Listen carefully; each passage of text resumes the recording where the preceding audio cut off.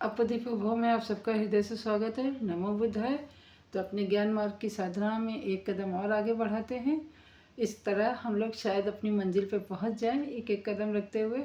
तो कल की वीडियो में हमने सीखा था कि नैतिकता का पालन कैसे करें और नैतिक गुण अपने बच्चों में, अपनी युवा पीढ़ी में कैसे डालें, उस तरीके और कितना ज़रूरी है आजकल के समाज के देखते हुए कि किस तरीके से व्यभिचार बढ़ता ही जा रहा है, लालच बढ़ता ही जा रहा है।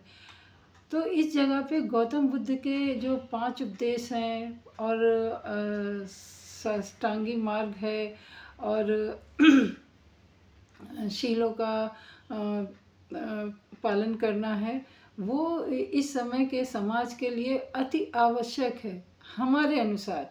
बाकी तो जनता जैसे भी जी रही है, समाज जैसे भी चल रहा है, किसी को कुछ भी नहीं पड़ी है समाज को सुधारने की।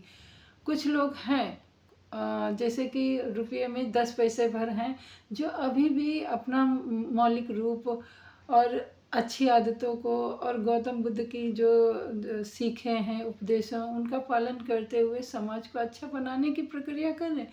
पर उनकी संख्या इतनी कम है कि वो बहुत कुछ चाहते हुए भी कुछ कर नहीं पा रहे, क्योंकि जो हमारा समाज है वो इस तरीके से विकसित हो गया है कि उसको कुछ अच्छा भी सुनाने जाओ ना तो उसको समझ में नहीं आता, उसको पचता नहीं है। जैसे ना कि बहुत बीमार हो और कड़वी दवा पिलाई जाए तो आपको अच्छी नहीं लगती है, फेंक देते हैं, मुंह फेर लेते हैं, उल्टी कर देते हैं। उसी प्रकार आजकल के समाज में है कि अच्छी बातों को लोग पचाते ही नहीं ना, उसको उलट देते हैं।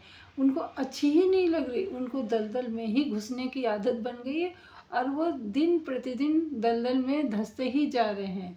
तो कुछ लोग हैं जो उनको हाथ पकड़ के निकालने में सहायता कर रहे हैं।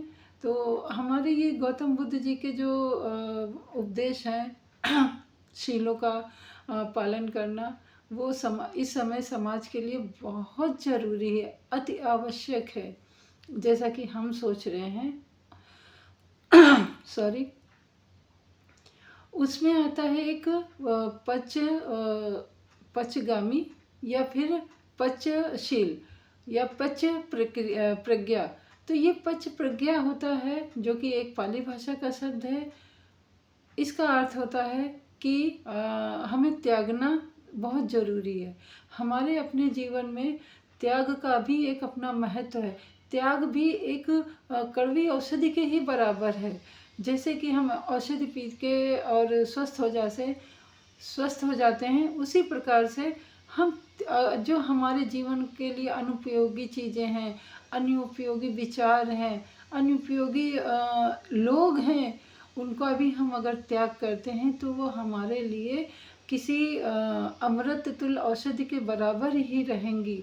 वो हमें फ़ायदा ही करेंगे, ना कि नुकसान करेंगे। हमारी जैसे अनुपयोगी आदतें हैं, हमारे बेविचार हैं, इनको भी हमें त्यागने की ज़रूरत है।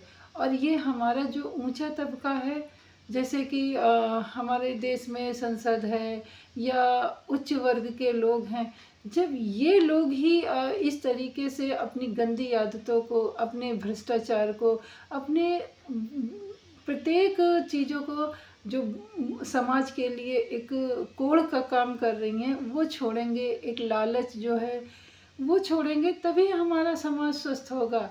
क्योंकि एक से तो कुछ होता नहीं है। बेचारे गौतम बुद्ध भी कितना कहे समझाए, उन्होंने अपना निर्वाण भी छोड़ के आए इसी समाज के लिए।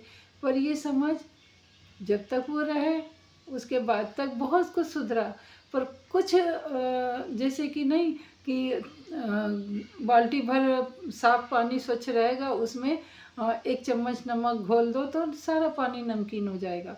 उसी प्रकार अच्छी आदतें तो बहुत थी, पर कुछ लोगों ने उसमें बुरी आदतें घोल के उसको खराब किया। तो हमें फिर से अच्छी आदतें का निर्माण करना चाहिए और बुरी आदतों को त्यागना चाहिए। तो हमारी जो शील हैं, जो प्रज्ञा हैं, जो एक त्यागने की प्रज्ञा भी है, त्यागने का भी ज्ञान है, उसके विषय में भी हमें सोचना चाहिए और सजग रहना चाहिए। और हम क्या चीज़ छोड़ रहे हैं, क्यों छोड़ रहे हैं, इसका भी हमें भान होना चाहिए। तो आशा है आप लोगों को थोड़ा सा भी मतलब मेरी ये बातें अच्छी लगी हों या समझ में आई हों तो प्लीज़ आगे भी लोगों तक पहुंचाइए और कमेंट ज़रूर करके बताइएगा। इसलिए नहीं कि मेरा कमेंट बढ़ेगा तो मुझे कुछ फ़ायदा होगा, इसलिए नहीं, इसलिए कि हाँ कुछ लोग क्या सीख भी रहे हैं कि नहीं, या फिर कुछ लोगों को मेरी बातें पसंद भी आ रही हैं कि नहीं, बस इस कारण। तो मिलते हैं अगली वीडियो में, तब तक नमो बुद्धाय, सबका मंगल हो।